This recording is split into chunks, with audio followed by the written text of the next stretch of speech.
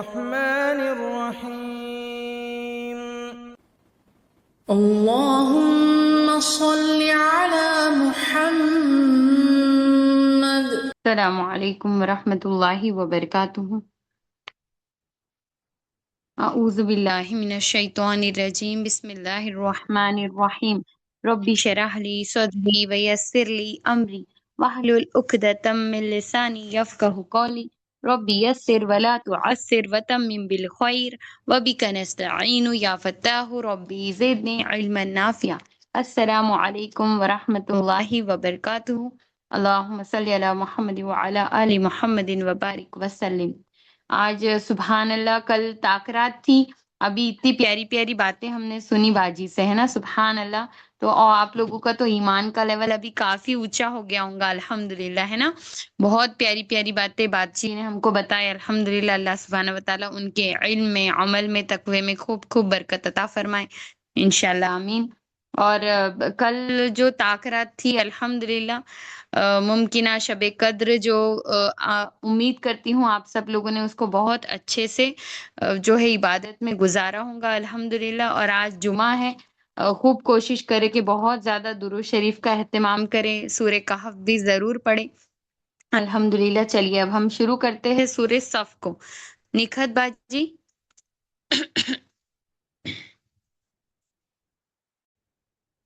جی السلام علیکم جی وعلیکم السلام ورحمۃ اللہ وبرکاتہ۔ وبرکاتہ۔ اور سورہ صف آیت نمبر 1۔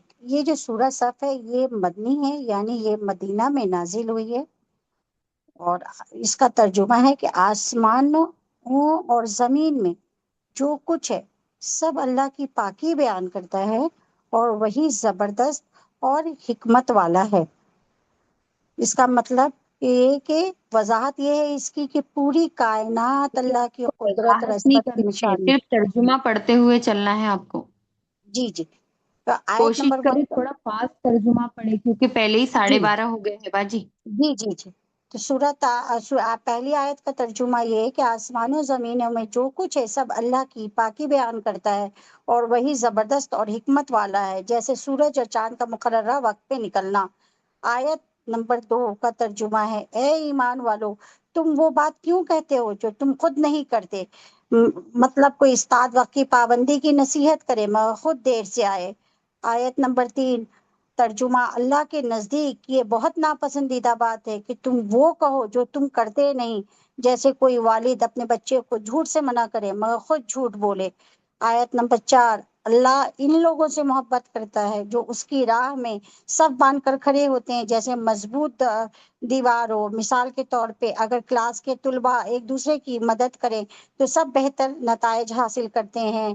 آیت نمبر 5 حضرت موسیٰ نے اپنی آیت نمبر 5 بجی حضرت موسیٰ نے اپنی قوم سے کہا، اے میری قوم، تم مجھے کیوں تکلیف دیتے ہو حالانکہ تم جانتے ہو کہ میں اللہ کا رسول ہوں۔ جیسے استاد طلباء کو صحیح راستہ بتائے، یا والدین بچوں کو اچھا مشورہ دے مگر بچے اسے نظر انداز کریں۔ آیت نمبر 6 حضرت عیسیٰ نے کہا، اے بنی اسرائیل، میں تمہاری طرف اللہ کا رسول ہوں، اور میرے بعد ایک رسول آئیں گے جن کا نام احمد ہوگا صلی اللہ علیہ وسلم۔ جیسے کہ پرنسپل اس کلاسوں میں پہلے سے اعلان کرتے ہیں کہ اگلے سال نیا استاد آئے گا۔ آیت نمبر 7 کا ترجمہ، اس سے بڑا ظالم کون ہے جو اللہ پہ جھوٹ باندھے حالانکہ اسے اسلام کی طرف بلایا جا رہا ہو، جیسے سچ جاننے کے باوجود غلط خبر پھیلانا، جیسا کہ باجی نے محسنہ باجی نے اب بتایا ہمیں۔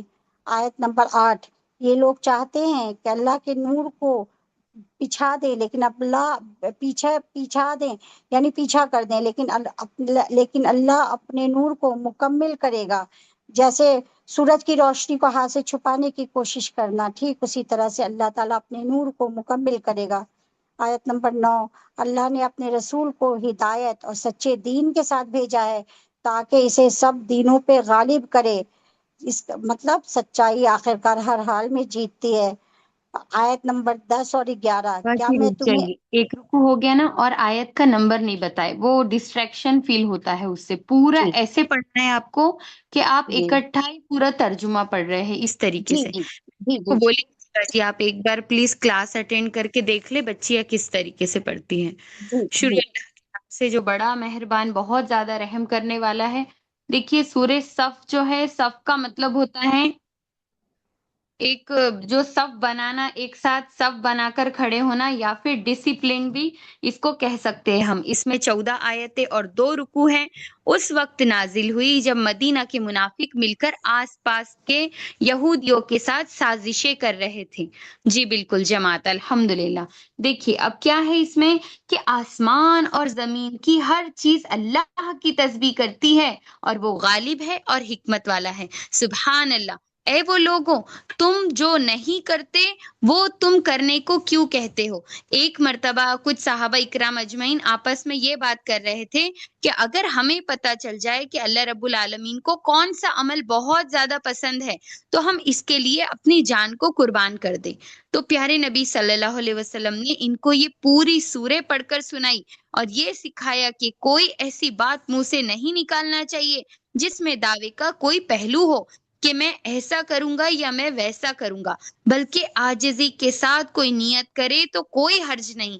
دیکھیے سبحان اللہ، نیتوں کا یہاں پر الحمدللہ ہم کو ملتا ہے. تو میری پیاری بہنوں، ہمیں بھی خوب نیتیں کرنا ہے، کیونکہ جب ہم نیت بناتے ہیں نا الحمدللہ، پھر ہم اس کے لیے کوشش کرتے ہیں، پھر اللہ سبحانہ و تعالیٰ اس کو کامیاب کر دیتے ہیں.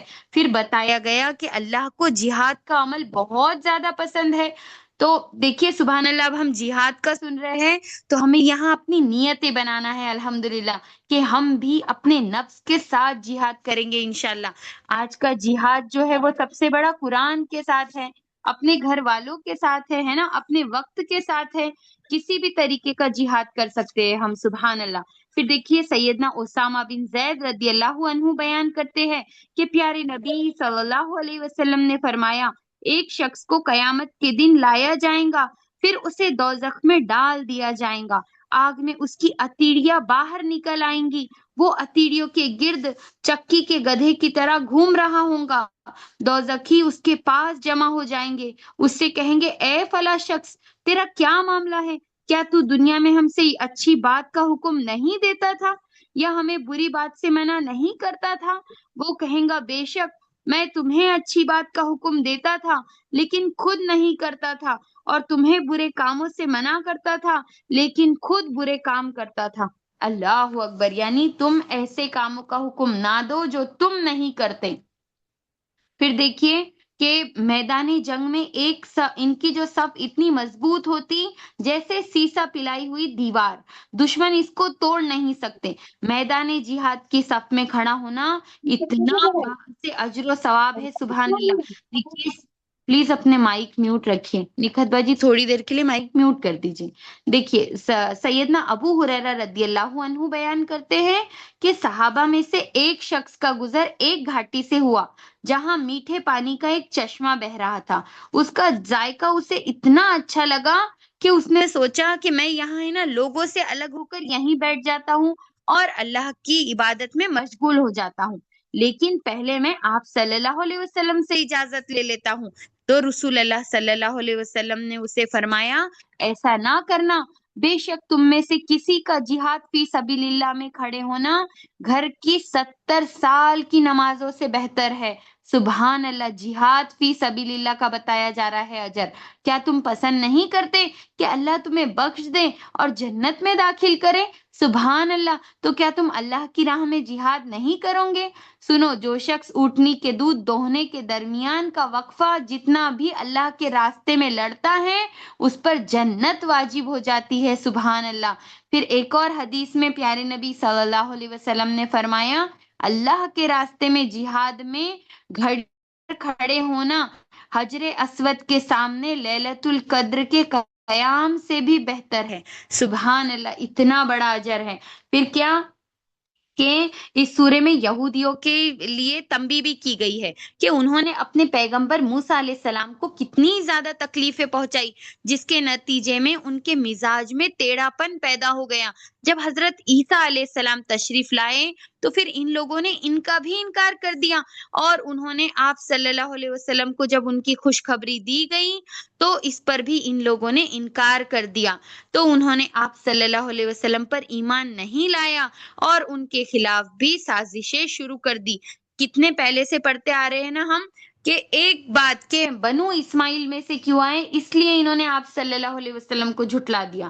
پھر موسیٰ علیہ السلام کا ذکر آیا نا کہ کیسے ان کی قوم نے ٹیڑھا پن اختیار کیا، کتنی کھلی نشانیاں ان کو دی گئی بنی اسرائیل کی قوم کو، مگر یہ لوگ نہیں مانے، اور عیسیٰ علیہ السلام کو بھی نہیں مانا، آپ صلی اللہ علیہ وسلم کا بھی انکار کیا، تو پھر اللہ نے ان کو ہدایت نہیں دی۔ اللہ ہمیں کیا بہترین تربیت کر رہے ہیں کہ اللہ اور اس کے رسول پر ایمان لاؤ، سبحان اللہ۔ اگلا رکو لیجیے باجی۔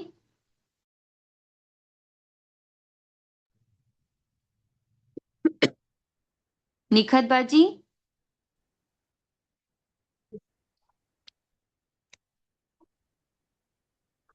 منزہ ایسا کرو آپ پڑھ لو، یہ ہے نہیں شاید نکھت باجی انمیوٹ نہیں کر رہے ہیں۔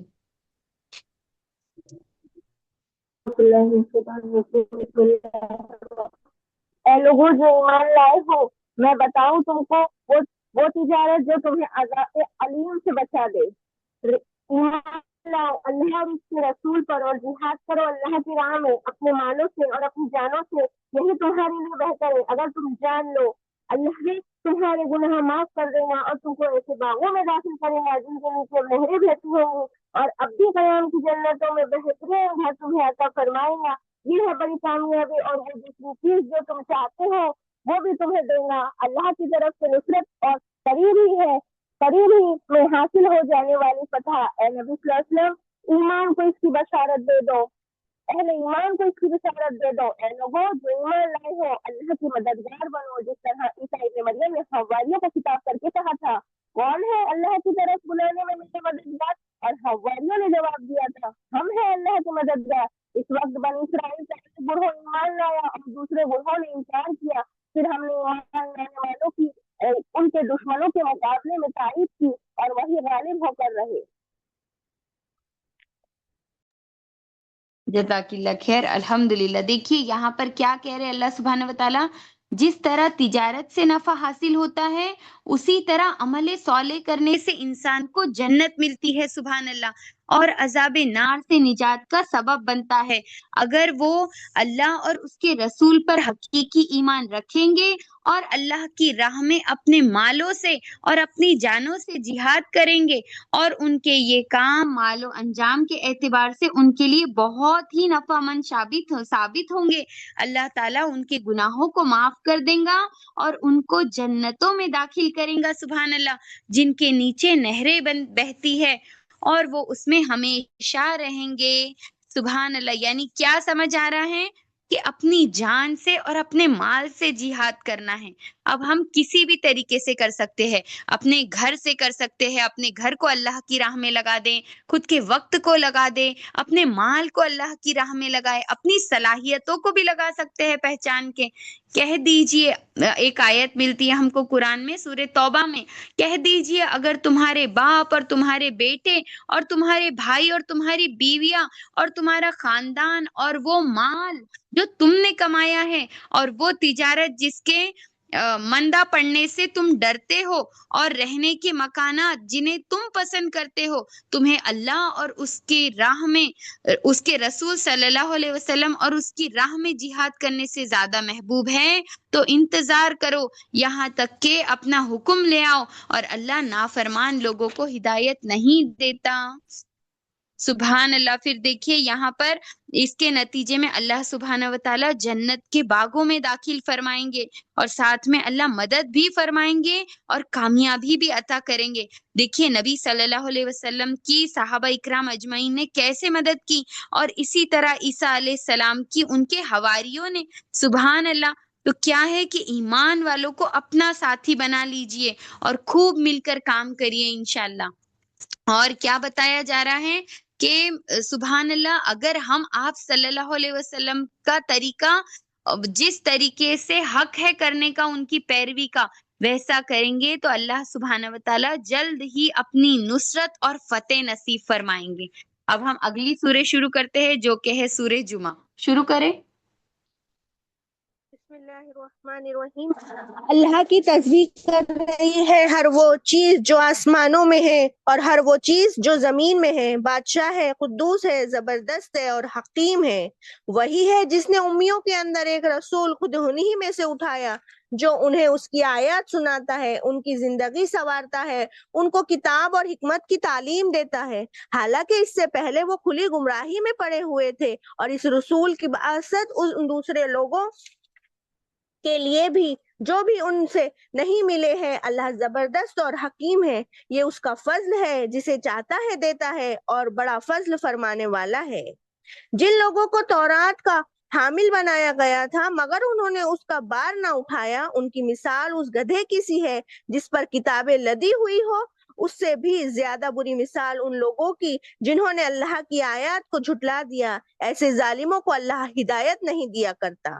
ان سے کہو، اے لوگوں جو یہودی بن گئے ہو، اگر تمہیں یہ غمنڈ ہے کہ باقی سب لوگوں کو چھوڑ کر بس تم ہی اللہ کے چہیتے ہو تو موت کی تمنا کرو اگر تم اپنے اس ذم میں سچے ہو، لیکن یہ ہرگز اس کی تمنا نہ کریں گے اپنے کرتوتوں کی وجہ سے جو یہ کر چکے ہیں، اور اللہ ان ظالموں کو خوب جانتا ہے۔ ان سے کہو، جس موت سے تم بھاگتے ہو وہ تو تمہیں آ کر ہی رہیں گی، پھر تم اس کے سامنے پیش کیے جاؤں گے جو پوشیدہ اور ظاہر کا جاننے والا ہے، اور وہ تمہیں بتائیں گا کیا کچھ تم کرتے رہے ہو۔ جزاک اللہ خیر۔ دیکھیے یہاں پہ سبحان اللہ، یہ جو سورہ جمعہ ہے، آج بھی جمعہ ہے الحمدللہ، یہ مدنی سورہ ہے اور اس میں 2 رکوع اور 11 آیتیں ہیں۔ اس سورے کے پہلے رکوع میں ہی آپ صلی اللہ علیہ وسلم کی رسالت اور آپ صلی اللہ علیہ وسلم کو نبی بنا کر بھیجے جانے کا مقصد بیان کر دیا گیا ہے، اور پوری انسانیت کو ایمان لانے کی دعوت دی گئی۔ خاص طور پر یہودیوں کو الرٹ کیا گیا کہ نبی صلی اللہ علیہ وسلم کی نبوت کی بشارت ان کی کتاب توریت میں موجود ہے، لیکن پھر بھی وہ اس کا انکار کرتے ہیں۔ ساری چیزیں جو زمین اور آسمان میں ہیں اللہ سبحانہ و تعالیٰ کی پاکی بیان کرتی ہے۔ اللہ غالب ہے اور حکمت والا ہے۔ دیکھیے نبی صلی اللہ علیہ وسلم کی بعثت سے پہلے یہ لوگ بڑی شدید گمراہی میں تھے، بتوں کی پوجا کرتے، اخلاقی برائیاں ان کے اندر تھی، اسی لیے وہ ایک نبی مرسل کے ذریعے سے ہدایت اور رہنمائی کے شدید محتاج تھے۔ اس وقت اللہ سبحانہ و تعالیٰ نے ان پر رحم و کرم فرمایا اور پیارے نبی صلی اللہ علیہ وسلم کو عرب میں مبعوث فرمایا۔ اس بات کی منافی نہیں ہے کہ ساری دنیا والوں کے لیے نبی بنا کر ان کو بھیجا گیا ہے، سبحان اللہ۔ اور آپ صلی اللہ علیہ وسلم نے فرمایا کہ مجھے 5 چیزیں ایسی دی گئی ہے جو اس سے پہلے کسی کو نہیں دی گئی تھی۔ پہلی، مجھے 1 مہینے کی مسافیت تک رعب کے ذریعے سے مدد فرما دی گئی۔ دوسرا، پوری زمین کو میرے لیے مسجد اور پاک بنا دیا گیا، سو میری امت میں جس شخص کے لیے جہاں بھی نماز کا وقت ہو جائے اسے چاہیے کہ وہ نماز پڑھ لے، سبحان اللہ۔ تیسرا، میرے لیے مال غنیمت کو میرے لیے حلال کر دیا گیا، جو مجھ سے پہلے کے نبی تھے ان کے لیے یہ حلال نہیں تھا۔ اور چوتھا، مجھے شفاعت کی اجازت دی گئی۔ پانچواں، ہر نبی خاص اپنی قوم کی طرف مبعوث ہوتا ہے، جبکہ میں تمام انسانوں کی طرف نبی بنا کر بھیجا گیا ہوں۔ سبحان اللہ۔ اللہ سبحانہ و تعالیٰ نے نبی کریم صلی اللہ علیہ وسلم کو ان عربوں کے لیے نبی بنا کر بھیجا جو عہد رسالت میں موجود تھے، اور ان عربوں کے لیے بھی جو صحابہ اکرام اجمعین کے بعد قیامت تک پیدا ہوں گے۔ اللہ اکبر۔ آخری آیت میں آپ فرمایا کہ نبی صلی اللہ علیہ وسلم کی بعثت خود آپ صلی اللہ علیہ وسلم کے لیے اور آپ کی امت کے لیے عظیم نعمت ہے، سبحان اللہ، جس سے اللہ نے آپ کو سرفراز فرمایا اور جس کے ذریعے سے اللہ نے آپ کی امت کو عزت اور شرف بخشا، سبحان اللہ۔ پھر یہ کہ یہود نے توریت کو پڑھا اور اسے یاد کیا لیکن پھر بھی اس پر عمل نہیں کرا۔ نبی صلی اللہ علیہ وسلم کی بعثت کی خبر تھی نا، اس میں ساری علامتیں بھی بیان کی گئی تھی، لیکن پھر بھی انہوں نے پیارے نبی صلی اللہ علیہ وسلم کو جھٹلا دیا۔ سیدنا عبداللہ بن عباس رضی اللہ عنہ بیان کرتے ہیں کہ رسول اللہ صلی اللہ علیہ وسلم نے فرمایا، آگاہ رہو، بری مثال ہم مسلمانوں کی شایان شان نہیں ہے۔ چنانچہ جو شخص اپنی ہبہ کی ہوئی چیز واپس لیتا ہے وہ اس کتے کی مانند ہے جو اپنی قے کر کے اس کو چاٹ لیتا ہے۔ پھر کیا سمجھ میں آ رہا ہے کہ اے رسول صلی اللہ علیہ وسلم آپ کہہ دیجئے کہ اے یہودیو، اگر تمہارا دعویٰ ہے کہ لوگوں کو چھوڑ کر صرف تم اللہ ہی کے دوست ہو، تو اگر واقعی تم اس وعدے میں سچے ہو تو موت کی تمنا کرو۔ تمہیں ضرور موت کی تمنا کرنا چاہیے، اسی لیے کہ تم اپنے دوست کے پاس پہنچ جاؤ۔ پھر یہ کہ اس میں یہ بتایا جا رہا ہے یہودیوں کی ضد کہ آپ صلی اللہ علیہ وسلم بنو اسماعیل میں سے کیوں آئے، بنو اسرائیل میں سے کیوں نہیں آئے؟ انہیں تو چاہیے تھا کہ ترنت لبیک کہہ دیتے، لیکن انہوں نے انکار کر دیا۔ اور آپ صلی اللہ علیہ وسلم کی جو رسالت ہے اب وہ قیامت تک آنے والی تمام نسلوں کے لیے ہے، سبحان اللہ۔ اور اب کوئی نبی نہیں آئیں گے، اللہ جسے چاہتا ہے نبوت عطا کرتا ہے، اس کے معاملے میں کسی کا دخل، کسی کی کوئی گنجائش نہیں ہے، سبحان اللہ۔ اگلا رکو لیجئے۔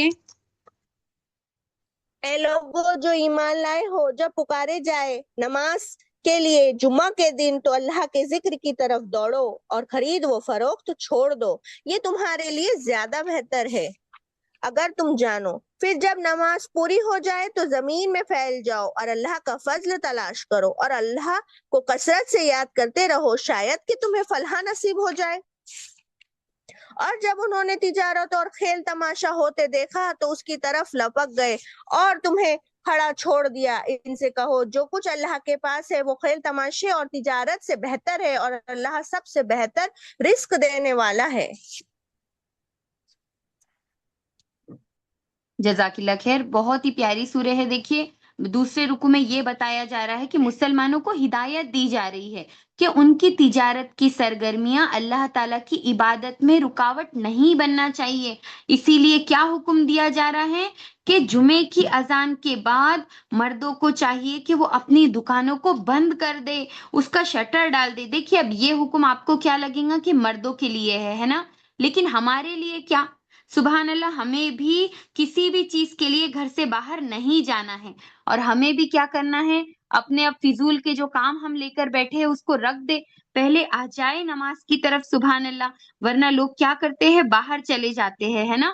تو یہی فرمایا جا رہا ہے، اسی لیے حکم دیا گیا کہ جمعے کی نماز کے بعد ہر قسم کی خرید و فروخت بالکل ناجائز ہے، اور دینی فریضے کو دنیا کے رزق کے لیے چھوڑنا سراسر نادانی ہے، کیونکہ رزق دینے والی ذات تو میرے رب کی ہے۔ جمعے کے احکام آئے ہیں نا، اسی لیے اس سورے کا نام سورہ جمعہ ہے، سبحان اللہ۔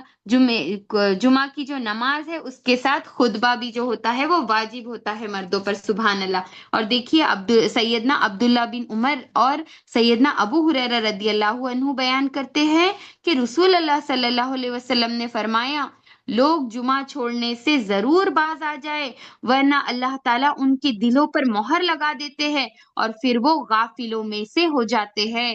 اللہ اکبر۔ اور بہت ساری حدیثیں ہیں، اور پیارے نبی صلی اللہ علیہ وسلم نے فرمایا، جس شخص نے جمعے کے دن خوب اچھی طرح غسل کیا، پھر جلد یعنی سویرے سویرے مسجد کی طرف روانہ ہوا، اور سوار ہو کر نہیں بلکہ پیدل چلا، پھر امام کے قریب جگہ حاصل کی اور غور سے خطبہ سنا اور کوئی لغو حرکت نہ کی، اور تو اسے ہر قدم کے بدلے میں 1 سال کے روزوں کا اور 1 سال کے قیام کا ثواب ملتا ہے، سبحان اللہ۔ پھر جب نماز پوری ہو جائے تو کیا، زمین میں پھیل جاؤ، یعنی اب تم اپنی تجارت کی طرف واپس جا سکتے ہو، اور اللہ کے فضل کو تلاش کرو اور اللہ کو بہت یاد کرو تاکہ تم فلاح پا جاؤ، سبحان اللہ۔ جمعے کے دن خطبہ چھوڑ کر اس کی تجارت قافل کی طرف چلے جانے پر جو اس دن مدینہ میں آیا تھا، اللہ تعالیٰ نے سرنزدش کرتے ہوئے فرمایا کہ جب یہ لوگ کوئی تجارتی قافلہ یا سامان لہو لعاب دیکھ لیتے ہیں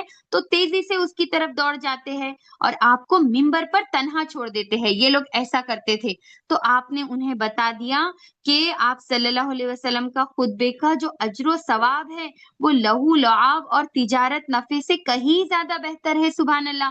اور آپ انہیں یہ بتا دیجئے کہ اللہ سب سے بہتر روزی دینے والا ہے نا۔ جو لوگ یہ سمجھتے ہیں کہ ہم تھوڑی دیر کے لیے دکان بند کریں گے اور نماز کے لیے جائیں گے تو کیا ان کی روزی کیا ان کو نہیں ملیں گی؟ کیا ہم تو ایسے بھی لوگ دیکھتے ہیں سبحان اللہ جو ہر وقت نماز کے لیے شٹر ڈالتے ہیں اور چلے جاتے ہیں، سبحان اللہ۔ تو ایسی نماز اللہ کو بھی کتنی زیادہ پسند آتی ہوں گی نا، سبحان اللہ۔ اب ہم اگلی سورہ شروع کرتے ہیں، سورہ منافقون۔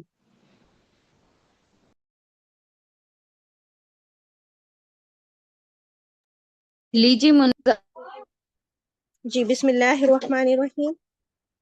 اے نبی، جب یہ منافق تمہارے پاس آتے ہیں تو کہتے ہیں ہم گواہی دیتے ہیں کہ آپ یقیناً اللہ کے رسول ہیں۔ ہاں، اللہ جانتا ہے کہ تم ضرور اس کے رسول ہو، مگر اللہ گواہی دیتا ہے یہ منافق قطعی جھوٹے ہیں۔ انہوں نے اپنی قسموں کو ڈھال بنا رکھا ہے اور اس طرح یہ اللہ کے راستے سے خود رکتے ہیں اور دنیا کو روکتے ہیں۔ کیسی بری حرکتیں ہیں جو یہ لوگ کر رہے ہیں۔ یہ سب کچھ اس وجہ سے ہے کہ ان لوگوں نے ایمان لا کر پھر کفر کیا، اس لیے ان کے دلوں پر مہر لگا دی گئی۔ اب یہ کچھ نہیں سمجھتے۔ انہیں دیکھو تو ان کے جسے تمہیں بڑے شاندار نظر آئے، بولے تو تم ان کی باتیں سنتے رہ جاؤ، مگر اصل میں یہ گویا لکڑی کے کندے ہیں جو دیوار کے ساتھ چن کر رکھ دیے گئے ہوں۔ ہر زور کی آواز کو یہ اپنے خلاف سمجھتے ہیں، یہ پکے دشمن ہیں، ان سے بچ کر رہو۔ اللہ کی مار ان پر ہے، یہ کدھر الٹے پھرے جا رہے ہیں۔ اور جب ان سے کہا جاتا ہے کہ آؤ تاکہ اللہ کا رسول تمہارے لیے مغفرت کی دعا کرے تو سر جھٹکتے ہیں اور تم دیکھتے ہو کہ وہ بڑے گھمنڈ کے ساتھ آنے سے رکتے ہیں۔ اے نبی، تم چاہے ان کے لیے مغفرت کی دعا کرو یا نہ کرو، ان کے لیے یکساں ہے، اللہ ہرگز انہیں معاف نہ کرے گا۔ اللہ فاسق لوگوں کو ہرگز ہدایت نہیں دیتا۔ یہ وہی لوگ ہیں جو کہتے ہیں کہ رسول ساتھیوں پر خرچ کرنا بند کر دو تاکہ یہ منتشر ہو جائے، حالانکہ زمین اور آسمان کا خزانوں کا مالک اللہ ہی ہے، مگر یہ منافق سمجھتے نہیں ہیں۔ یہ کہتے ہیں کہ ہم مدینہ واپس پہنچ جائے تو جو عزت والا ہے وہ ذلیل کو وہاں سے نکال باہر کرے گا، حالانکہ عزت تو اللہ اور اس کے رسول صلی اللہ علیہ وسلم اور مومنوں کے لیے ہے، مگر یہ منافق جانتے نہیں ہیں۔ اے لوگوں جو ایمان لائے ہو، تمہارے مال اور تمہاری اولادیں تم کو اللہ کی یاد سے غافل نہ کر دے۔ جو لوگ ایسا کریں وہی خسارے میں رہنے والے ہیں۔ جو رزق ہم نے تمہیں دیا ہے اس میں سے خرچ کرو قبل اس کے کہ تم میں سے کسی کی موت کا وقت آ جائے۔ اس وقت وہ کہے کہ اے میرے رب، کیوں نہ تو نے مجھے تھوڑی سی مہلت اور دے دی کہ میں صدقہ دیتا اور صالح لوگوں میں شامل ہو جاتا۔ حالانکہ جب کسی کی مہلت عمل پوری ہونے کا وقت آ جاتا ہے تو اللہ اس کو ہرگز مزید مہلت نہیں دیتا، اور جو کچھ تم کرتے ہو اللہ اس سے باخبر ہے۔ جزاک اللہ خیر، الحمدللہ۔ دیکھیے یہاں پہ یہ سورہ بھی مکمل ہوئی، کیونکہ دوسرا رکوع بہت چھوٹا تھا اس لیے ہم نے پورا ہی اکٹھا پڑھا لیا۔ دیکھیے الحمدللہ سورہ منافقون، یہ سورہ بھی مدنی ہے، اس میں 11 آیتیں اور 2 رکوع ہے۔ دیکھیے اس میں بہت ہی پیارا اور ایک خاص واقعہ ذکر کیا گیا ہے کہ عرب کا ہے نا ایک قبیلہ تھا بنو مستلق۔ آپ صلی اللہ علیہ وسلم کو اطلاع ملی کہ وہ مدینے پر حملہ کرنے کی پلاننگ کر رہے ہیں، تو آپ صلی اللہ علیہ وسلم نے اپنے صحابہ اکرام اجمعین کے ساتھ وہاں پر تشریف لے کر گئے اور ان سے جنگ کی اور ان کو شکست بھی دے دی۔ اب کیا ہوا کہ جنگ کے بعد جب آپ صلی اللہ علیہ وسلم نے ایک چشمے کے قریب پڑاؤ ڈالا جس کا نام مریسی تھا، اسی قیام کے دوران ایک مہاجر اور ایک انصار کا پانی کے معاملے میں تھوڑا جھگڑا ہو گیا۔ اب جھگڑے کی نوبت اتنی آ گئی کہ وہ ہاتھا پائی تک پہنچ گئے، اور پھر کیا ہوا کہ ان کے درمیان آپ صلی اللہ علیہ وسلم آئے اور پھر ان کو آپس میں ان کی صلح کروا دی. سبحان اللہ. اب دیکھیے ایسا نہیں، سوری، کیا ہوا کہ لڑائی اس طریقے سے چھڑ گئی کہ آپ صلی اللہ علیہ وسلم کو بتانے کے پہلے ہی مہاجرین نے مہاجروں کو مدد کے لیے پکارا اور انصار نے انصار کو مدد کے لیے پکارا. اب پھر کیا ہوا، آپ صلی اللہ علیہ وسلم ان کے درمیان آئے اور ان کے بیچ میں صلح کروائی اور معافی تلافی بھی کروا دی. لیکن مسلمانوں کے لشکر میں کچھ منافقین لوگ بھی تھے جو کہ مال غنیمت کے حصے دار بننے کے لیے آئے تھے. ان کا سردار عبداللہ بن ابی کو جب اس جھگڑے کا علم ہوا تو اس نے اپنے ساتھیوں سے کہا کہ تمہیں مہاجرین کو اپنے شہر میں پناہ کیوں دی ہے، اپنے سر پر ان کو چڑھا لیا ہے، نعوذ باللہ، یہاں تک کہ اب وہ مدینے کے اصل باشندے بن کر بیٹھ گئے ہیں اور ہاتھ اٹھانے لگے ہیں. منافقوں کا کام ہی ہوتا ہے آگ لگانا. تو اس نے کہا کہ مدینے سے مہاجرین کو نکال کر باہر پھینک دیجئے.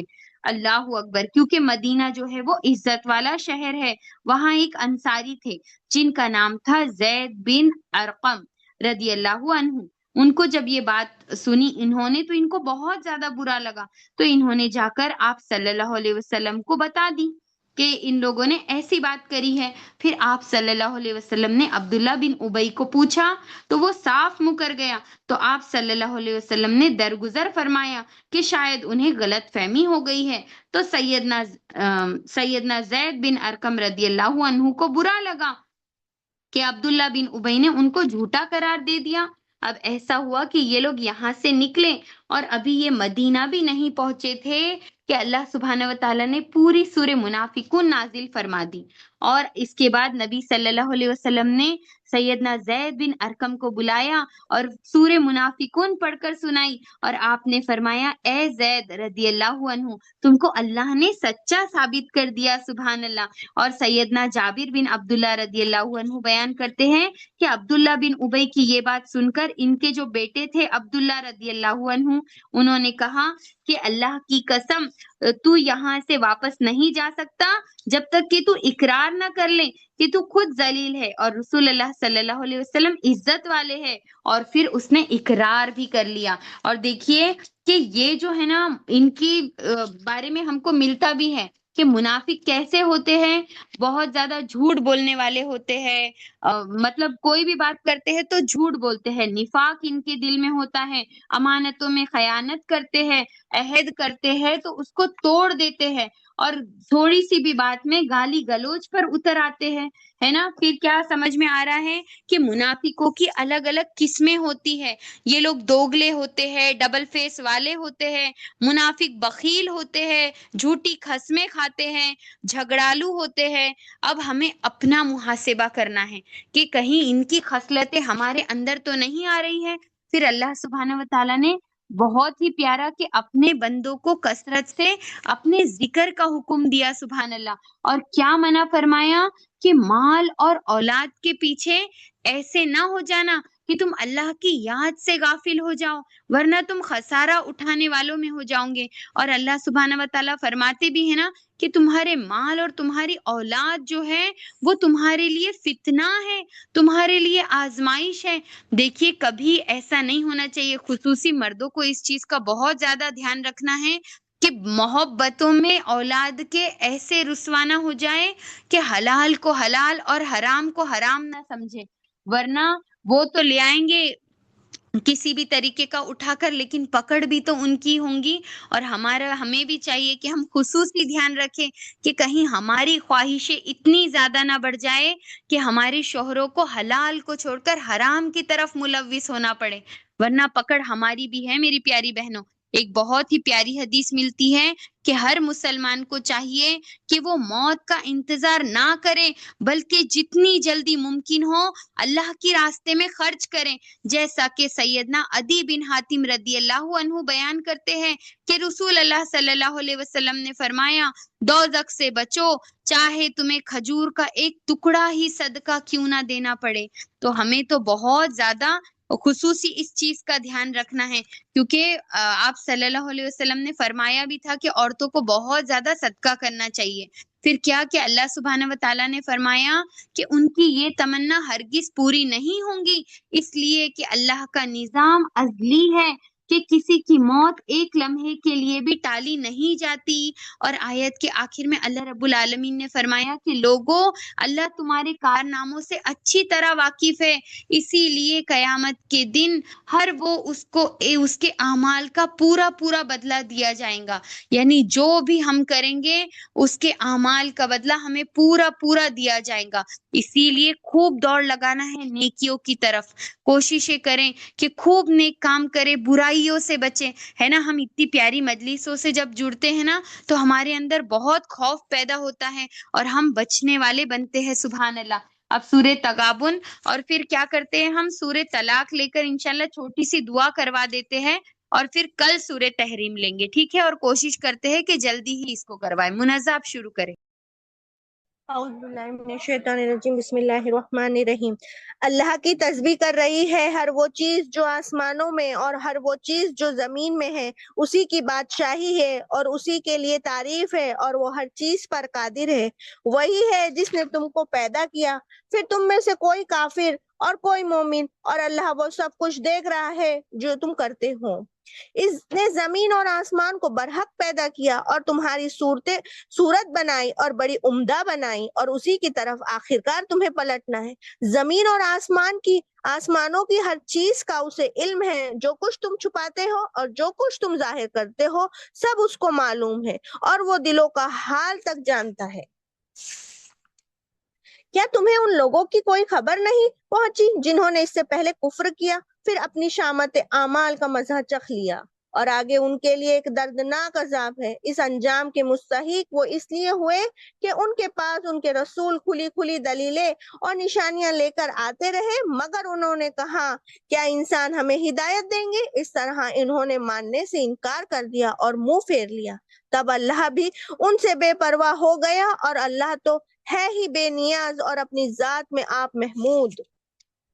منکرین نے بڑے دعوے سے کہا کہ وہ مرنے کے بعد ہرگز دوبارہ نہ اٹھائے جائیں گے۔ ان سے کہو نہیں، میرے رب کی قسم تم ضرور اٹھائے جاؤ گے، پھر ضرور تمہیں بتایا جائے گا کہ تم نے دنیا میں کیا کچھ کیا ہے، اور ایسا کرنا اللہ کے لیے بہت آسان ہے۔ بس ایمان لاؤ اللہ پر اور اس کے رسول پر، اس روشنی پر جو ہم نے نازل کی ہے۔ جو کچھ تم کرتے ہو اللہ اس سے باخبر ہے۔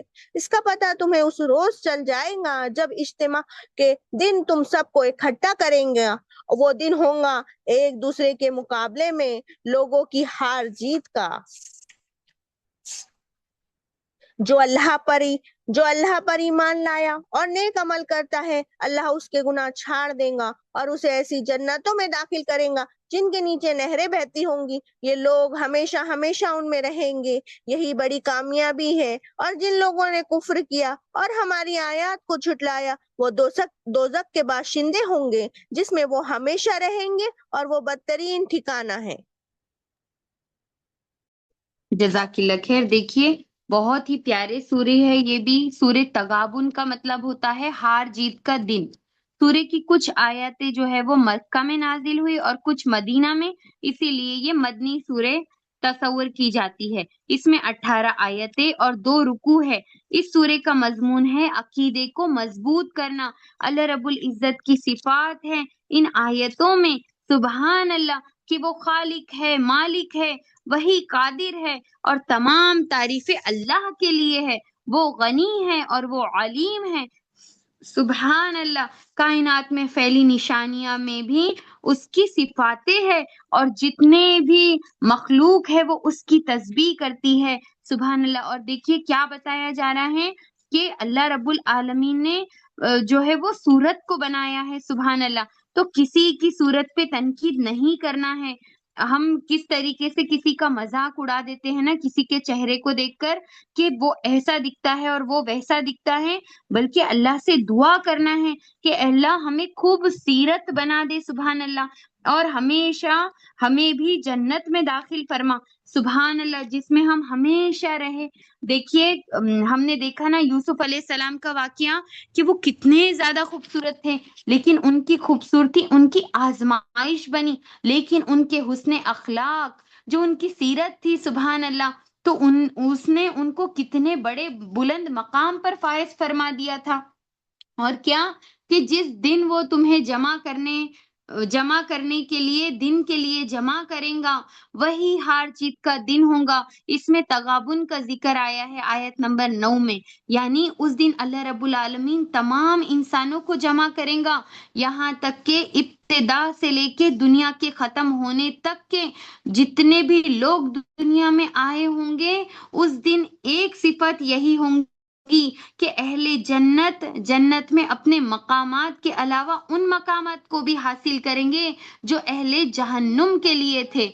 और अगर वो अहले जन्नत में से होते, जबकि अहले जहन्नुम में अपनी जगहों के अलावा उन जगहों में भी अजाब दिए जाएंगे जो कि अहले जन्नत के लिए थे, अगर वो अहले जहन्नुम में होते। रोजे कयामत की यही वो सिफत है जिसकी वजह से इस सूरे का नाम सूरे तगाबुन रखा गया है। और फिर अल्लाह रब्बुल आलमीन बार बार कह रहे हैं, देखो कि तुम्हारे माल और औलाद जो है वो आजमाइश है, ताकि उनकी मोहब्बत में तुम कुछ गलत ना कर बैठो, इसीलिए अल्लाह तुम्हें आगाह कर रहे हैं। बार बार अल्लाह सुब्हानहू व तआला हमें याद दिला रहे हैं। देखिए, मोहब्बत और कराबत के रिश्तों में है ना, मुखलिस बनना है, मुंह पर अच्छे और पीठ पीछे बुरे ऐसा नहीं करना है। रिश्तों के साथ अदल और इंसाफ करना है, सबका ख्याल रखना है, सुभान अल्लाह, और अल्लाह की राह में खूब खर्च करना है। देखिए, प्यारे नबी सल्लल्लाहु अलैहि वसल्लम ने फरमाया कि मोमिन का मामला जो है ना, वो बड़ा बाअसे ताज्जुब है, क्योंकि उसका हर मामला ही उसके लिए बाअसे खैर बन सकता है।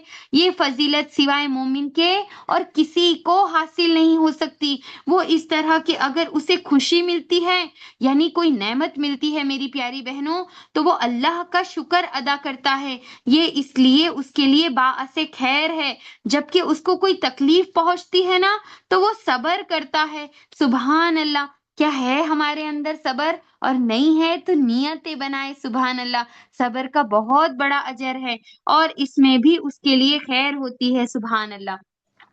और अल्लाह की राह में खर्च करने का हुक्म दिया जा रहा है। सुभान अल्लाह, कि अल्लाह की राह में माल को खर्च करने की मजीद तरगीब दिलाते हुए लोगों से कहा गया कि तुम इसकी राह में जो भी हलाल माल खर्च करोगे, गोया उसे कर्ज दोगे। सुभान अल्लाह, यानी अल्लाह को कर्ज दोगे, जिसे कई गुना बढ़ाकर वो तुम्हें लौटा देगा।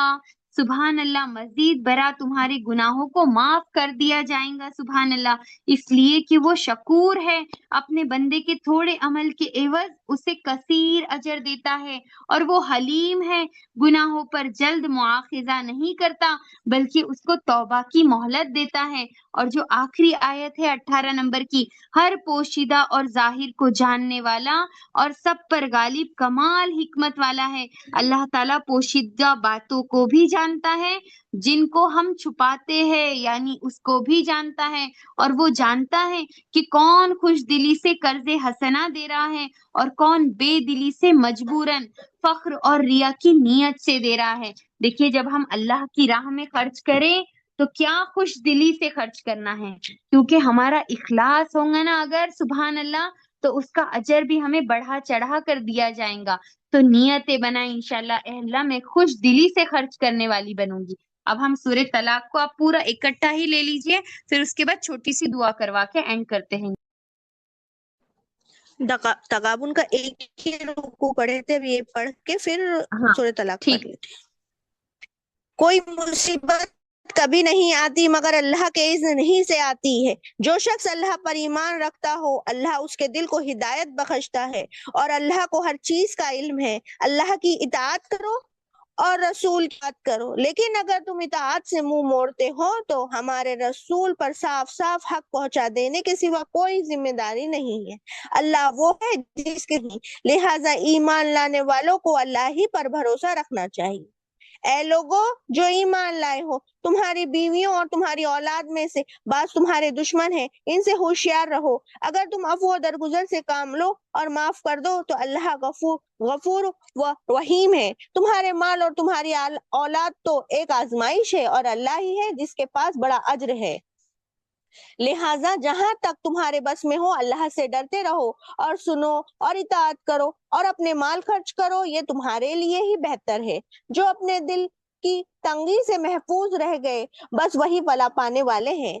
अगर तुम अल्लाह को कर्ज़े हसना दो तो वो तुम्हें कहीं ہاں بڑھا کر دیں گا اور تمہارے قصوروں سے درگزر فرمائیں گا۔ اللہ بڑا قدردان اور بردبار ہے، حاضر اور غائب ہر چیز کو جانتا ہے، زبردست ہے اور دانا ہے۔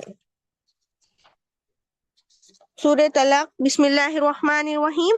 اے نبی صلی اللہ علیہ وسلم، جب تم کو طلاق دو تو انہیں ان کی عدت کے لیے طلاق دیا کرو،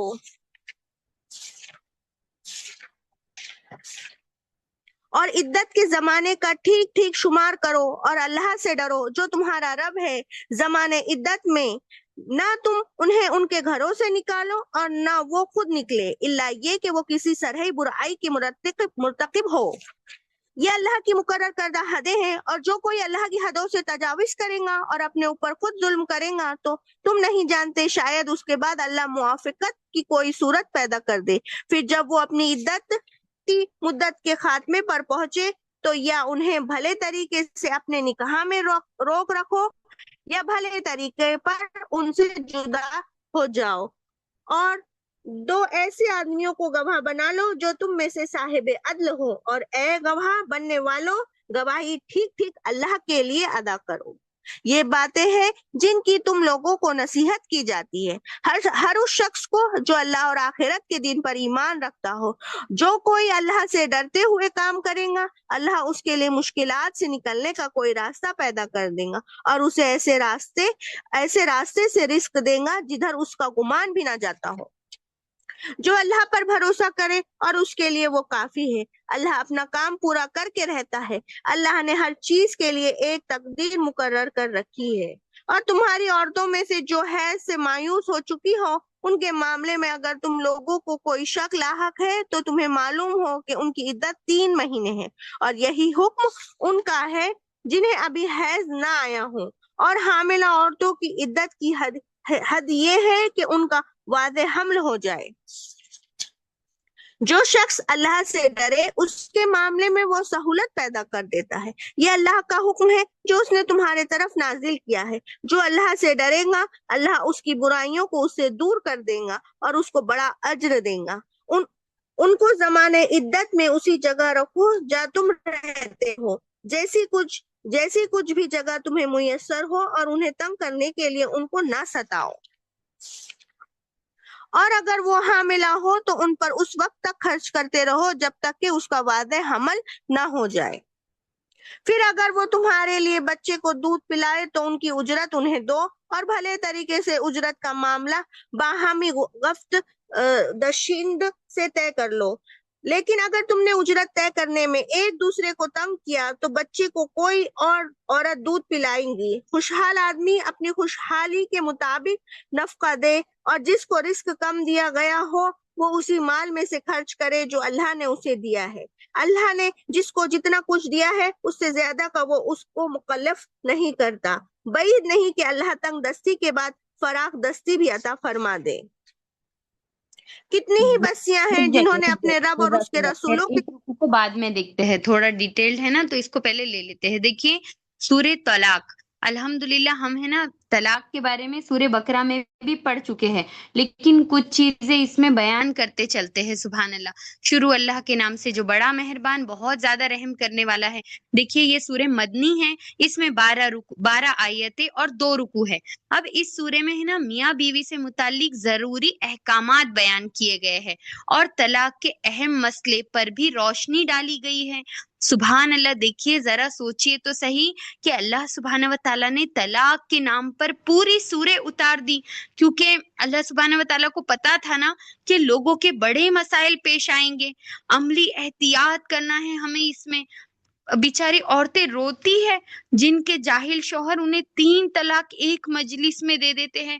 سیدنا عمر رضی اللہ عنہ تو انہیں مارا کرتے تھے جو مرد اپنی بیویوں کو 3 طلاق اکٹھے ایک ہی مجلس میں دے دیتے۔ پھر دیکھیے کہ ابھی بھی غفلت میں ہے لوگ کہ نا بغیر سوچے سمجھے اپنی بیویوں کو طلاق دے دیتے ہیں، حالانکہ اللہ سبحانہ و تعالیٰ کا اتنا پیارا قانون ہے میری پیاری بہنوں جسے ہر مومن مرد اور عورت کو پتا ہونا چاہیے کہ اللہ سبحانہ و تعالیٰ ہر چیز میں ڈیلے کروا رہے ہیں کہ پہلے صلح کر لو، بڑوں کو بٹھا لو، بستر الگ کر لو، کسی طریقے سے بس صلح ہو جائے، کیونکہ یہ واحد ایسا عمل ہے جو کہ حلال ہے لیکن پھر بھی اللہ کو پسند نہیں۔ جو طلاق کے احکامات ہم نے سورہ بقرہ میں دیکھے سبحان اللہ، اس سے بھی کچھ اور چیزیں اس میں آئی اور دیکھیے ایک بیلنس رکھنا ہے دونوں کو، اور ہے نا درگزر کرنا ہے، کیونکہ میاں بیوی کا رشتہ جو ہے سبحان اللہ وہ بغیر تقوی کے نہیں چل سکتا۔ ایک دوسرے پر یقین ہونا چاہیے سبحان اللہ، اور کیا کہ رحم دلی، صلہ رحمی ہونا چاہیے۔ دیکھیے اپنے بچوں کو ہمارا کام ہے کہ نکاح کرنے سے پہلے ان کو طلاق کے احکامات بتا دو، ان کو مسائل پتہ ہونا چاہیے کہ دیکھیے جب کوئی پرابلم ہونا تو عدل والوں کے درمیان بات کرنی ہے، اپنے بڑوں کو بٹھانا ہے، پریشانی بتانا ہے تاکہ وہ اس کو سلجھا دے یہ مسئلہ ہمارے لیے، تاکہ ہم اس پر صحیح طریقے سے عمل کریں سبحان اللہ۔ دیکھیے طلاق کے لینے دینے سے پرہیز کرنا ہے، کیونکہ ہو سکتا ہے کہ کوئی چیز اللہ سبحانہ و تعالیٰ نے فرمایا نا کہ ہو سکتا ہے کہ کوئی چیز تمہیں بری معلوم ہوتی ہو لیکن اللہ نے تمہیں اس کے لیے، تمہارے لیے اس کے اندر خیر رکھی ہو سبحان اللہ۔ اور دیکھیے کہ کیا ہوتا ہے پھر ایک بار طلاق دے دیتے ہیں لیکن پھر سائیڈ میں بیٹھ کر روتے ہیں، ہے نا، کئی ہم نے لوگوں کو ایسا دیکھا ہے کہ مرد اپنے طریقے کا غلط استعمال کرنے کے بعد کیا کہتے ہیں کہ نہیں اب وہی بیوی اچھی تھی، وہی واپس ہونا ہے نا۔ یعنی ہم نے اللہ کی آیتوں کو کھیل اور مذاق بنا کر رکھ لیا ہے، یعنی اللہ فرما رہے ہیں کہ جو چیز اللہ کو پسند نہیں ہے حلال ہونے کے بعد میں تو ہم نے اس سے تجاوز کر لیا، اور اب کیا چاہ رہے ہیں کہ مطلب کوئی کھلونا نہ ہو گیا ہو کہ ایک بار دے دیا لیکن اب پھر واپس وہی چاہیے۔ اور پہلی بات تو یہ کہ دونوں کو بھی ضروری کیا ہوتا ہے کہ اگر ایک گرم ہونا تو دوسرے کو ٹھنڈا ہونا ہے میری پیاری بہنوں، کیونکہ کیا ہوتا ہے جب گرم معاملہ ہوتا ہے نا دونوں بھی طرف سے تو پھر شیطان اکساتا ہے اور پھر وہ باتیں منہ سے نکل جاتی ہے جو انسان نہیں کہنا چاہتا، اور پھر بہت زیادہ صبر کرنے کی ضرورت ہے۔ عدت کہتے ہیں مدت کو، یعنی ٹائم کو۔ جس عورت کی طلاق ہونگی تو اس کی 3 حیض کی عدت بتائی جاتی ہے، لیکن اللہ سبحانہ و تعالیٰ نے اتنا پیارا ضابطہ دیا کہ حالت طہر میں طلاق دینا ہے سبحان اللہ، یعنی حیض کی حالت میں طلاق نہیں دینا ہے۔ یعنی اللہ سبحانہ و تعالیٰ چاہ رہے ہیں بس ڈیلے کر لو، کیوں کیا ہوتا ہے نا کہ گرما گرمی کا معاملہ ہوتا ہے لیکن پھر محبت آ جاتی ہے نا، اسی لیے تو کہا کہ جب ایک طلاق بھی ہو جائے نا تو عدت شوہر کے ہی گھر میں بتانی ہے، اور پھر رہنا بھی کیسے ہے سبحان اللہ، اچھے سے بن سور کے، تاکہ احساس ہو جاتا ہے نا انسان کو کوئی بھی غلطی کرنے کے بعد فیلنگ آ جاتی ہے، افسوس ظاہر ہو جاتا ہے۔ تو پھر کیا کہ بیوی کو ایسے وقت طلاق نہ دو جب وہ حالت حیض میں ہو، بلکہ طہر کی حالت میں دے۔ جو دیں گا ہو تو جائیں گی لیکن وہ شخص گناہ گار ہوگا۔ پھر کیا کہ جس رات میں جمع کیا ہوگا تو تب بھی طلاق نہ دو، یعنی حالت طہر میں دینی ہے سبحان اللہ۔ پھر کیا کہ پریگننسی میں طلاق نہیں دینا ہے۔ جن عورتوں کو حیض نہیں آتا ہے ان کے لیے طلاق کی عدت 3 مہینے کی ہے اور پریگننٹ جو لیڈی ہے اس کی ڈیلیوری ہونے تک کے، پھر چاہے ڈیلیوری کبھی بھی ہو، 2 دن کے بعد، 4 دن کے بعد، 9 مہینے کے بعد، 1 مہینے کے بعد، اسی طریقے سے وفات والے شوہر کا بھی اسی طریقے سے ملتا ہے۔ پھر اتنی پیاری چیز اللہ سبحانہ و تعالیٰ کیا فرما رہے ہیں، اگر مطلقہ کو تیسری طلاق دے دی گئی ہو اور پتا ہے کہ وہ حاملہ ہو تو اسے رہائش اور نان و نفقہ بھی دینا ہوگا جب تک کہ اولاد پیدا نہ ہو جائے۔ بچے کی ولادت کے بعد دونوں یعنی ماں اور باپ والدین کو اختیار ہے، چاہے تو وہ ماں کے متعین اجرت پر بچے کو دودھ پلا دے اور اگر چاہے تو باپ کسی دوسری عورت کے ذریعے سے یہ کام کروا لے۔ اس بارے میں اللہ تعالیٰ نے والدین کو نصیحت کی ہے کہ مفاہمت کرتے وقت دونوں ایک دوسرے سے درگزر کا معاملہ کرے، سبحان اللہ، اور بچے کی خیر خواہی کی نیت کرے، سبحان اللہ۔ اور پھر کیا آیت نمبر 7 میں اللہ سبحانہ و تعالیٰ فرما رہے ہیں اس آیت میں کہ اللہ تعالیٰ نے متعلقہ دودھ پلانے والی ماں کے بارے میں باپ کو حکم دیا ہے کہ اگر وہ مالدار ہے تو بچے کی ماں پر خرچ کرنے میں بخل نہیں کرنا ہے، یعنی کنجوسی نہیں کرنا ہے پھر، بلکہ ماں اور بچے دونوں میں فراخی دلی سے کے ساتھ خرچ کرنا ہے۔ اگر تنگ دست ہے تو اپنے حسب معمول خرچ دینا ہے، یعنی پھر کوئی زبردستی نہیں ہے کہ وہ بیچارہ پریشان حال ہے، تنگ دست ہے، تو ایسا تھوڑی نہ ہے کہ اس کی اجرت نہیں بنتی اس سے زیادہ وہ اس پر خرچ کر دے گا، ہے نا۔ اور پھر کیا حضرت صوبان رضی اللہ عنہ بیان کرتے ہیں کہ پیارے نبی صلی اللہ علیہ وسلم نے فرمایا آدمی جو خرچ کرتا ہے اس میں سب سے زیادہ افضل دینار وہ ہے جسے اپنے بال بچے پر اس نے خرچ کرا، اور وہ والا دینار جو اللہ کے راستے میں اس نے اپنی سواری پر خرچ کری، اور پھر وہ دینار ہے جسے اللہ کے راستے میں اپنے ساتھیوں پر خرچ کیا، لیکن سب سے افضل وہ جو اس نے اپنے بیوی بچوں پر کرا تھا، سبحان اللہ۔ اب رکو لے لیجئے، پھر انشاءاللہ دعا چھوٹی سی کروائیں گے اور اینڈ کریں گے انشاءاللہ۔ کتنی ہی بستیاں ہیں جنہوں نے اپنے رب اور اس کے رسولوں کے حکم سے سرتابی کی تو ہم نے ان سے سخت محاسبہ کیا اور ان کو بری طرح سزا دی۔ انہوں نے اپنے کیے کا مزہ چکھ لیا اور ان کا انجام کا کار گھاٹا ہی گھاٹا ہے۔ اللہ نے آخرت میں ان کے لیے سخت عذاب مہیا کر رکھا ہے۔ بس اللہ سے ڈرو اور صاحب عقل لوگ جو ایمان لائے ہو، اللہ نے تمہارے طرف ایک نصیحت نازل کر دی ہے، ایک ایسا رسول جو تم کو اللہ کی طرف صاف صاف ہدایت دینے والی آیات سناتا ہے تاکہ ایمان لانے والوں اور نیک عمل کرنے والوں کو تاریکیوں سے نکال کر روشنی میں لے آئے۔ جو کوئی اللہ پر ایمان لائے اور نیک عمل کرے اللہ اسے ایسی جنتوں میں داخل کرے گا جن کے نیچے نہریں بہتی ہوں گی، یہ لوگ ان میں ہمیشہ ہمیشہ رہیں گے۔ اللہ نے ایسے شخص کے لیے بہترین رزق رکھا ہے۔ اللہ وہ ہے جس نے 7 آسمان بنائے اور زمین کی قسم سے بھی انہی کے مانند ان کے درمیان حکم نازل ہوتا رہتا ہے۔ یہ بات تمہیں اس لیے بتائی جا رہی ہے تاکہ تم جان لو کہ اللہ ہر چیز پر قدرت رکھتا ہے اور یہ کہ اللہ کا علم ہر چیز پر محیط ہے۔ جزاک اللہ خیر، بہت اچھا ترجمہ، ماشاء اللہ، جزاک اللہ، بارک اللہ، اللہم زد فزد۔ دیکھیے ایک اور چیز جو میں بتانا بھولی اس میں، کہ جب میاں بیوی الگ ہوتے ہیں نا تو اچھے سے بیوی کو رخصت کرنا ہے، اور ساتھ میں 2 گواہ بنانے کا بھی حکم دیا گیا ہے۔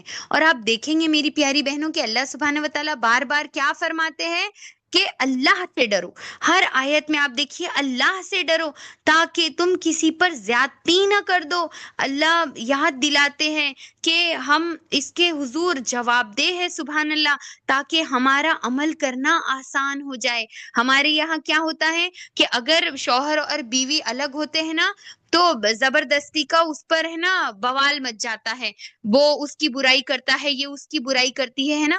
کبھی ایسا بھی ہو سکتا ہے کہ دونوں کا آپس میں انڈرسٹینڈنگ نہیں بنی، بھائی کوئی اور بات ہو سکتی ہے، نہیں میچ کیا دونوں کا بھی ایک ساتھ میں، تو بھی الگ ہو سکتے ہیں۔ ضروری تھوڑی نہ ہے کہ کوئی زیادتی کیا ہو تبھی وہ الگ ہوئے ہو، لیکن ہمارے معاشرے کا ایک اصول پایا جاتا ہے کہ الگ ہونے کے بعد یہ اس کی کچھ زبردستی کی برائی کرتے ہیں اور وہ بھی پھر اپنی من کی لگا کر کرتے ہیں، تو اس چیز سے بچنا ہے۔ اس بارے میں ہم نے کتنا پیارا واقعہ دیکھا تھا نا حضرت زید بن حارثہ رضی اللہ عنہ کا، کہ وہ دونوں کا نہیں جمع آپس میں حضرت زینب بنت جہش رضی اللہ عنہا کے ساتھ، تو وہ دونوں الگ ہو گئے تھے، لیکن کیا کہیں پر بھی کسی کی برائی بیان کری گئی تھی کیا؟ پھر کیا فرما رہے اللہ سبحانہ و تعالیٰ کہ مسلمانوں کو اللہ سبحانہ و تعالیٰ کا احسان یاد دلایا جا رہا ہے کہ ان کی ہدایت کے لیے قرآن کریم نازل کیا گیا ہے اور نبی کریم صلی اللہ علیہ وسلم کو مبعوث کیا گیا، جو قرآن کی کھلی آیتوں کی تلاوت کرتے ہیں، ان کا مفہوم بیان کرتے ہیں، صراط مستقیم پر چلنے کی دعوت دیتے ہیں، تاکہ ایمان لانے والوں اور عمل صالح کرنے والوں کو کفر اور شرک سے اور اس کی ظلمتوں سے نکال کر اسلام کی روشنی میں لا کھڑا کرے۔ سبحان اللہ۔ تو ایسے لوگوں کے لیے اللہ ان کو ایسی جنتوں میں داخل کرے گا جن کے نیچے بہتی ہے نہریں، اور ان جنتوں میں وہ ہمیشہ رہیں گے، اور وہاں انہیں بہت ہی عمدہ روزی عطا کریں گا جو کبھی ختم نہیں ہوں گی۔ ایک بہت ہی پیاری حدیث بتاتی ہوں آپ کو، سیدنا عبداللہ بن عباس رضی اللہ عنہ بیان کرتے ہیں کہ وہ رسول اللہ صلی اللہ علیہ وسلم کے ساتھ ایک دن سواری پر سوار تھے۔ وہ آگے بیٹھے تھے آپ صلی اللہ علیہ وسلم، اور یہ پیچھے بیٹھے ہوئے تھے۔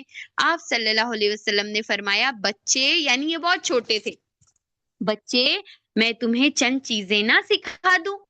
تو انہوں نے کہا ٹھیک ہے۔ آپ صلی اللہ علیہ وسلم نے کہا، سنو، تم اللہ کو یاد رکھو، وہ تمہیں یاد رکھیں گا۔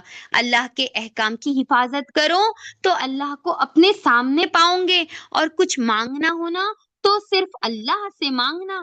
جب مدد طلب کرنی ہو تو اسی سے مدد چاہو، وہ تمام امت مدد چاہو، اور اگر تمام امت مل کر بھی تمہیں نفع پہنچانا چاہے نا، اور اللہ کو منظور نہ ہو تو ذرا سا بھی نفع نہیں پہنچا سکتے سوائے اس کے جو اللہ نے تمہارے لیے لکھ دیا ہو۔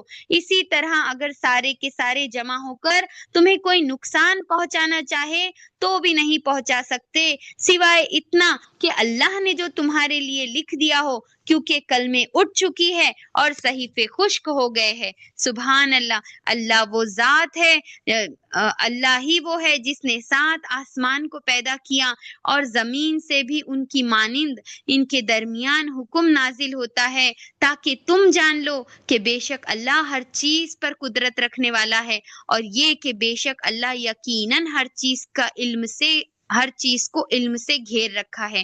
سبحان اللہ۔ تو اب انشاءاللہ کل ہم سورہ التحریم شروع کریں گے اور پھر آگے کی سورہ۔ معذرت چاہوں گی، تھوڑی سی زیادہ دیر ہو گئی۔ اب آپ لوگ بتائیں، میں چھوٹی سی دعا کروا دوں؟ چیٹ باکس میں جلدی سے آنسر کر دیجیے۔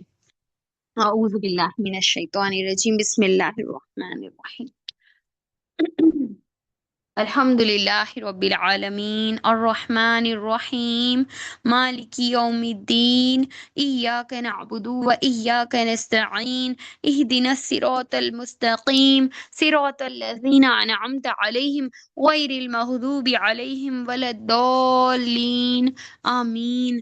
اللہم اعز الاسلام والمسلمین، اللہم اذل الاسلام والمسلمین واذل الشرک والمشرکین، اللہم فقہنا فی الدین، اللہم شرحنا صدورنا للاسلام، ربی انی لما انزلت الی من خیر فقیر، اللہم انی اسألک ایمانا کاملا ویقینا صادقا ورزقا واسعا وقلبا خاشعا ولسانا ذاکرا ورزقا حلالا طیبا وتوبة نصوحا وتوبة قبل الموت وراحة عند الموت ومغفرة ورحمة بعد الموت والعفو عند الحساب والفوز بالجنة والنجاة من النار برحمتك يا عزيز يا غفار، ربي زدني علما والحقني بالصالحين، آمین یا رب۔ یا خیر الرازقین یا خیر الشاکرین یا ذی القوة المتین یا ذی الجلال والاکرام، اللہم صلی علی محمد وعلی آل محمد وبارک وسلم، اللہم تقبل صیامنا، اللہم تقبل سجودنا ورکوعنا برحمتک یا رب العالمین، اللہم انک عفو تحب العفو فاعف عنا یا کریم، فاعف عنا یا کریم، فاعف عنا یا رحیم، فاعف عنا یا اکرم الاکرمین، اللہم اغفر لنا ما قدمنا وما اخرنا وما اسررنا وما اعلنا وما انت عالم به منا انك انت السمیع القریب برحمتک یا رب العالمین۔ اللہم لک الحمد کلو ولک الشکر کلو ولک الملک کلو ولک الخلق کلو بیدک الخیر کلو یا عزیز یا غفار یا ارحم الراحمین یا حی یا قیوم برحمتک استغیث رب ارحمہما کما ربیانی صغیرا ربنا آتینا فی الدنیا حسنة وفی الآخرة حسنة وقینا عذاب النار ربنا فاغفر لنا ذنوبنا وكفر عنا سيئاتنا وتوفنا مع الأبرار ربنا هب لنا من أزواجنا وذرياتنا قرة أعين واجعلنا للمتقين إماما۔ اے اللہ ہم تیری پاکی بیان کرتے ہیں اللہ، اے اللہ تیری کبریائی بیان کرتے ہیں۔ یا رب کریم، یا رب کریم، تو زمین اور آسمان کا تنہا بادشاہ ہے اللہ۔ اے اللہ زندگی اور موت تیرے ہی اختیار میں ہے اللہ۔ اے اللہ ہدایت اور گمراہی تیرے ہی اختیار میں ہے مولا۔ اے اللہ اس زمین اور آسمان کی ہر نعمت اور ہر مخلوق کا تو ہی بادشاہ ہے اللہ۔ اے اللہ ہم تیری پاکی بیان کرتے ہیں۔ اے اللہ، اے اللہ ہمیں قرآن پاک جیسا تو نے مقدس کلام عطا فرمایا، سبحان اللہ۔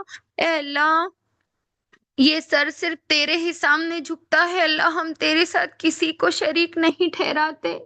اے اللہ تجھی سے مانگتے ہیں، اے عیبوں کو چھپانے والے اللہ، اے انڈیل کر دینے والے اللہ، اے گناہوں کو معاف کرنے والے اللہ۔ اے اللہ ہم بہت گناہ گار ہیں اللہ، اے اللہ ہم بڑے گناہ گار ہیں۔ اے اللہ ہم نے بہت گناہ کیے ہیں اللہ، بہت گناہ کیے ہیں۔ اے اللہ تم ہمارے، اے اللہ ان گندے ہاتھوں کو نہ دیکھ اللہ۔ اے اللہ ہم بہت گناہ گار ہیں، ہمارے گناہوں کو معاف کر دے اللہ۔ اے اللہ ہماری مغفرت کر دے اللہ۔ اے اللہ ایسے گناہ اللہ جو ہم نے جان کر کیے ہیں انہیں بھی معاف فرما، جو ہم سے انجانے میں ہوئے ہیں اللہ انہیں بھی معاف کر دے۔ اے اللہ تو معافی کو پسند کرتا ہے نا اللہ، ہمیں معاف کر دے اللہ، ہمیں معاف کر دے۔ اے اللہ جب کسی کی بینائی نہیں ہوتی تو اس کو آنکھیں بڑی نعمت لگتی ہیں۔ اے اللہ ہم نے تو کبھی تیری کسی نعمت کا شکر ادا نہیں کرا۔ اے اللہ تو نے تو ہمیں ہر نعمت سے نوازا ہے۔ اے اللہ جس کے ہاتھ نہیں ہوتے اسے ہاتھ بڑی نعمت لگتی ہے اللہ۔ اے اللہ تو نے تو ہمیں صحیح اور سالم رکھا ہے اللہ۔ اے اللہ ہر اعضا کو ہمارے صحیح اور سالم رکھا ہے۔ اے اللہ اتنی پیاری دولت، اتنی نعمتوں سے تو نے ہمیں نوازا۔ اے اللہ علم دیا، قرآن دیا، اولاد دی اللہ، والدین دیے اللہ۔ اے اللہ پھر بھی ہم تیری ناشکری کرتے ہیں اللہ۔ اے اللہ ہمیں معاف کر دے اللہ۔ اے اللہ تو نے ہمیں ایمان کی دولت سے نوازا ہے اللہ۔ اے اللہ تیرا بہت شکر ادا کرتے ہیں اللہ، بہت شکر ادا کرتے ہیں۔ یا رب العالمین قیامت کے دن ہم سے کسی نعمت کا سوال نہ کرنا۔ اے اللہ ہمارے حساب کو آسان کرنا اللہ، اللہم حاسبنی حسابا یسیرا۔ اے اللہ ورنہ ہم تیرے سامنے کیسے کھڑے ہوں گے اللہ۔ اے اللہ ہمیں اپنے اعمال کو درست کرنے والا بنا دے۔ اے اللہ، اے اللہ تو ہم سے نہ روٹنا اللہ، اگر تو ہم سے روٹ گیا تو ہم کہاں جائیں گے اللہ۔ اے اللہ ہم کہاں جائیں گے۔ اے اللہ لعنت فرمائی ہے جبریل علیہ السلام نے اس شخص کے لیے جس نے رمضان کا مہینہ پایا اور اپنی بخشش نہ کروا سکا۔ اے اللہ ہمیں معاف کر دے اللہ، ہماری معافی کا اعلان کر دے۔ اے اللہ اپنی رحمت کی ایک نگاہ ڈال دے اللہ۔ اے اللہ ہمارے گناہوں کے بوجھ میں ہم ڈوبے ہوئے ہیں اللہ۔ اے اللہ ہمیں معاف کر دے اللہ، ہمیں معاف کر دے۔ اے اللہ ہم بہت محبت کرتے ہیں اللہ اپنے والدین سے۔ اے اللہ تو ان کی بھی بخشش کر دے اللہ۔ اے اللہ ان کے ساتھ رحم و کرم کا معاملہ فرما۔ اے اللہ انہیں تندرستی دے۔ اے اللہ انہیں دین پہ استقامت دے اللہ۔ اے اللہ ان کی درجات کو بلند فرما اللہ۔ اے اللہ ہمیں ان کا فرما بردار بنا دے اللہ۔ اے اللہ ہم اپنے بچوں سے بھی بہت محبت کرتے ہیں اللہ۔ اے اللہ ان کی وجہ سے ہمیں کسی آزمائش میں نہ ڈالنا اللہ۔ اے اللہ انہیں صراط مستقیم پر چلانا اللہ۔ اے اللہ ہم ان کی تربیت کے لیے پریشان ہیں اللہ۔ اے اللہ انہیں ہمارے آنکھوں کی ٹھنڈک بنا دے اللہ، ہمارے آنکھوں کی ٹھنڈک بنا دے۔ اے اللہ ہمارے بچوں کو متقیوں کا امام بنا دے اللہ۔ اے اللہ جو اپنے بچوں سے نا اتفاقیوں کے لیے پریشان ہے اللہ، ان کے درمیان اتحاد اور محبت نصیب کر دے اللہ۔ اے اللہ جو بے اولاد ہے اللہ، انہیں جنت میں ہاتھ پکڑ کر لے جانے والی اولاد نصیب فرما۔ یا رب العالمین ہمارے ازواج کو بخش دے، ہمارے بھائی بہنوں کو بخش دے اللہ۔ اے اللہ ہم سے جڑے ہر رشتے کو معاف کر دے اللہ۔ اے اللہ ہم تجھے راضی کرنے کے لیے بیٹھتے ہیں اللہ، ہم سے راضی ہو جا۔ اے اللہ، اے اللہ ہم اپنی طرف سے کوشش کرتے ہیں اللہ، تو ان کوششوں کو قبول کر لے۔ اے اللہ جو غلطیاں اس مجلس میں ہم سے ہو جاتی ہے اللہ، اسے اپنی رحمت سے معاف کر دے۔ اے اللہ قرآن کی مٹھاس کو ہماری زبانوں پہ قائم کر دے اللہ۔ اے اللہ جیسا قرآن کو پڑھنے کا حق ہے اللہ، ویسا ہمیں پڑھنے والا بنا دے یا رب العالمین۔ اے اللہ تیری رحمت کے نیچے ہمیں لے لے اللہ۔ اے اللہ رمضان کا آخری عشرہ ہے اللہ، اے اللہ ہمارے ہاتھوں سے یہ نکلتا جا رہا ہے اللہ، ہم اس کا حق ادا نہیں کر پا رہے ہیں۔ اے اللہ ہم گڑ گڑاتے ہیں اللہ، ہم سے ایسی عبادتیں کروا لے اللہ جیسے اس میں کرنے کا حق ہے اللہ۔ اے اللہ جب اے اللہ جب ماں روٹھ جاتی ہے اللہ، تو بچہ ماں کے پاس آتا ہے اللہ، اسے مناتا ہے، اس کے داہنے سے آتا ہے اللہ، بائیں سے آتا ہے اور اسے منا لیتا ہے اللہ۔ تو 70 ماؤں سے بھی زیادہ محبت کرتا ہے اللہ، آج ہمیں معاف کر دے اللہ۔ اے اللہ ہمارے دلوں کو قلب سلیم بنا دے اللہ۔ اے اللہ ہم ایسے ماحول میں سوشل میڈیا میں ڈوبے ہوئے ہیں اللہ، اے اللہ سب کو اللہ ان فتنوں سے نکال دے اللہ۔ اے اللہ ہمیں نیک بنا دے اللہ۔ اے اللہ ہمیں مومنین، قانتین، صائمین اور صادقین بنا دے، ہمیں راشدین بنا دے۔ اے اللہ محسنین میں ہمارا شمار کر دے اللہ، ہمیں عابدین بنا دے۔ اے اللہ ہم کو شکر گزار بندوں میں شامل کر لے اللہ۔ اے اللہ افسوس ہے اللہ ہماری گزری زندگی پر، ہم کیسے غفلتوں میں پڑے تھے اللہ۔ اے اللہ تو ہمیں اس سے نکال دے اللہ۔ اے اللہ جب ہم نے اللہ اس قرآن سے جڑے تو اتنی پیاری پیاری چیزیں سیکھی اللہ، نیتیں بنائی اللہ۔ اے اللہ تو ان کو قبول کر لے۔ اے اللہ ہمارا نام اعمال داہنے ہاتھ میں دلوانا اللہ۔ اے اللہ جب بچے کا رزلٹ آتا ہے اور وہ پاس ہو جاتا ہے تو وہ کیسے خوش ہوتا ہے کہ میں پاس ہو گیا۔ اے اللہ ہمیں بھی پاس کروا دینا اللہ، ہم رسوا نہیں ہونا چاہتے اللہ۔ اے اللہ ہمیں معاف کر دے اللہ، ہمیں قرآن پر عمل کرنے والا بنا دے اللہ، قرآن کی محبت کو ہمارے دلوں میں ڈال دے۔ اے اللہ ایسا دل میں غم دے دے اللہ، آنکھوں میں وہ آنسو دے دے اور ہماری زبانوں میں وہ تاثیر دے دے اللہ، ایسی ہمت دے دے کہ تیری دین کی مجلسوں کا کام کر سکیں۔ اے اللہ امت کو جوڑ سکے اللہ۔ اے اللہ ہمیں ہدایت یافتہ لوگوں میں شامل کر دے۔ اے اللہ ہم نے عباد الرحمن کی صفتیں سنی اللہ، اے اللہ ہم قرآن کو کبھی ایسے سمجھتے بھی نہیں ہیں۔ اے اللہ ہمیں عباد الرحمن بنا دے اللہ۔ اے اللہ ہم نے جنت کے تذکرے سنے اللہ، اے اللہ جہنم کی ہولناکیوں کو سنا، قیامت کی ہولناکیاں سنی اللہ، ہمیں رونا آ رہا تھا اللہ۔ اے اللہ جس کے بارے میں سن کر ہمیں اتنا ڈر لگتا ہے اللہ، اے اللہ ہم اس کو کیسے فیس کریں گے اللہ، ہم کسی آزمائش کے لائق نہیں ہے اللہ۔ اے اللہ جب جنت کی بات آئی تو ہم نے خود کو اس میں تصور کرا اللہ۔ اے اللہ ہمیں جنت الفردوس میں اعلیٰ مقام نصیب فرما۔ اے اللہ ہم قرآن کو اللہ ویسا پڑھنے والا بنا دے اللہ جیسا اس کو سمجھ کر پڑھنے کا حق ہے اللہ۔ قرآن پاک کا ذوق و شوق ہمارے گھروں میں عنایت فرما۔ اے اللہ امتوں پر جو آزمائشیں آ رہی ہے اللہ، ان کے لیے خیر کے فیصلے کر دے۔ اے اللہ ہماری خانقاہوں کی، مدارسوں کی، مسجدوں کی حفاظت فرما اللہ۔ اے اللہ ظالموں کو نصف و نابود کر دے۔ اے اللہ ان کو ان کے کیفر و کردار تک پہنچا دے اللہ، مسلمانوں کو ستایا جا رہا ہے، اے اللہ ان کی مدد فرما اللہ۔ اے اللہ ہم کمزور بندے ہیں اللہ، ان کے لیے صرف دعا کر سکتے ہیں اللہ۔ اے اللہ جو تیری جوال رحمت میں لیٹے ہیں اللہ، جو ہمارے پیارے ساتھی تھے اللہ، ان کی مغفرت فرما، ان کے درجات کو بلند فرما۔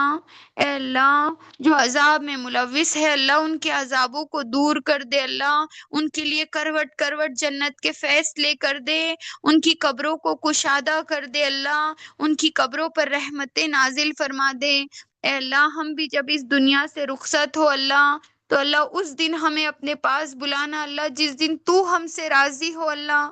اے اللہ ہم سے راضی ہو جا، اے اللہ یہ تیری پیاری مجلس اللہ، جیسے یہاں تو نے ہمیں ایک ساتھ جوڑ دیا ہے اللہ، جنت الفردوس میں بھی جوڑ دینا اللہ۔